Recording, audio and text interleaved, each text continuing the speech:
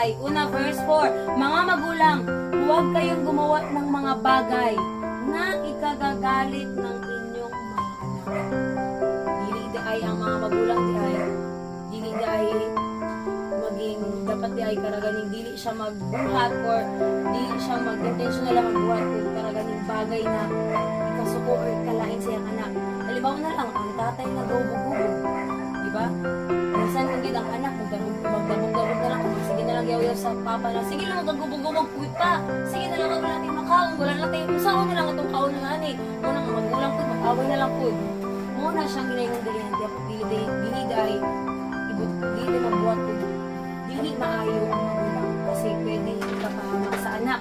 Pwedeng rason to siya na ang anak dili magrespeto sa magulang, di ba? Even kita ng mga anak, ayaw kung tayo mga part, minsan makikita ka sa mga halip nila, pero dili tayo dapat. Nanawang ginatuloy sa sila, di dahil mga magulang natin. Next, ito na, sa halip, nagari, palakihin ninyo sila ayon sa disiplina at katuruan ng Panginoon. Mga magulang dahil dapat kita na may mga igsoon ka, tabangan din natin itong mga igsoon, makani, ako dapat niya may kahadlok sa Ginoo.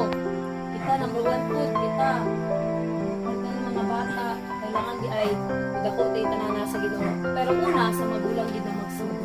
Ang magulang din ang magturo, ang mga si nanay magturo din si nanay sa iyang mga apo ng Ginoo.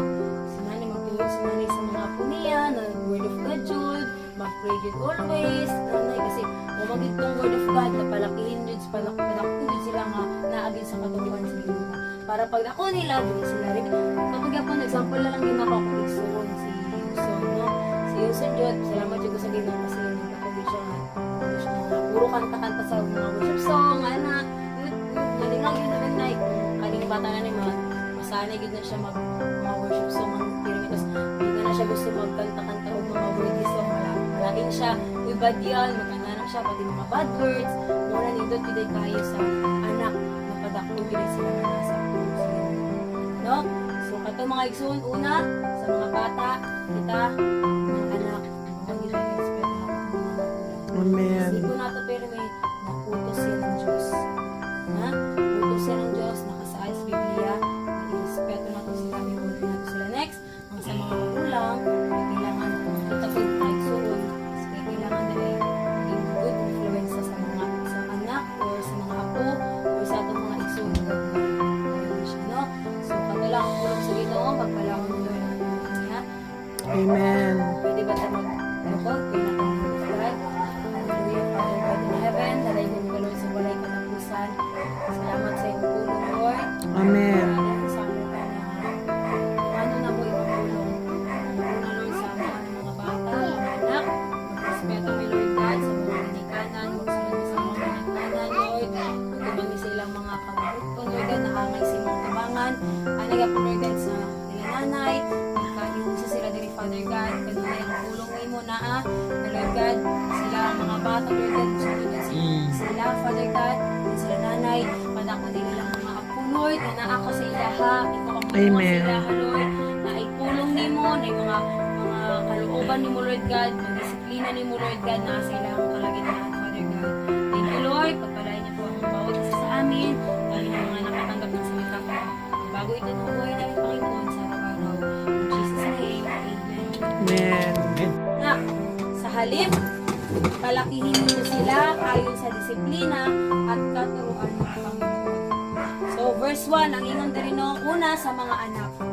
Anak, ang ingon sa para dali sa ato anak, isulat kaya po siya sa Bible, na ay sulatan ani, na pwede kaya po natong matunan. Mga anak, sundin ninyo ang inyong mga magulang sa Panginoon. Ang ingon diri na sa Panginoon, karing giingon man ko diri na ganun sa Panginoon man kasi commandment siya ng Lord. Isugo siya sa Ginoo. Mo lang ingon diri, sundin ang inyong mga magulang sa Panginoon. Ibig sabihin, kapag magsunod dito sa itong ginikanan, isipan po nato na ay, hindi ay isugo judainin sa Ginoo. Amen? Sugo, Lord. Muna, sa mga magulang, sa mga magulang, kabulog yung dapat yun ay si Lord, kasi ang mga anak din nato, gusto yun sila kasi kailangan di ay ni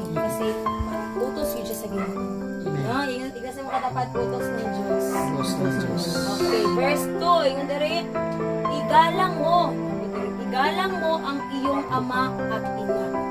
Respeto nato, magkaroon kag takot sa ilaha, karaganing dili ta magsupak-supak sa ilaha, magdabog-dabog sa ilaha. Ana, ako actually dati number 1 jud yung ani kasi karang kung makita dili kay ko ano sa akong parents jud number 1 jud na close ni suod. Pero ang word of God man gud nagabago sa akong kinabuhi ginanit. Gayon jud ang word of God na kailangan di ay i-honor nato sila. Tanawon gyud nato sila nga magulang sila. Nanay gid sila, tatay gid sila, lolo man o lola gid sila na nagaalaga sa ato. Tanawon gid ay nato nga sila dai ginikanan nato naghatag sa Ginoo. Amen. Na mao nang igalang gid nato sila. Ito ang unang utos na may kalakip na pangakong ikaw ay giginhawa at hahaba ang iyong buhay sa lupa.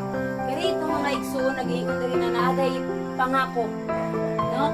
Dili lang ni siya pangako mga igsoon na karaganing maghaba ang atong kinabuhi sa kalibutan kasi mabutag 100 years old. Dili pwede nga na. Dili nga na nga pasabot.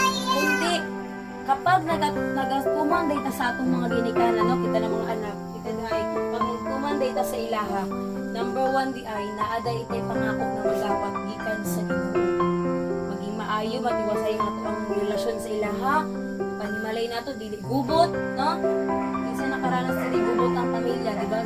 Gubot kay pag wala gi paggalang sa magulang, kasi bad words sa magulang, mao na ang magulang pud bad words sa anak, tanan magsukulanay na lang, wala ni kapayapaan. Kung ang importante dahil ang anak iday na mawan din galang sa magulang. Okay. Next. Ito na ikaw ay giginhawa. Katahaba ang iyong buhay sa lupa. Next naman, diri na punta sa magulang.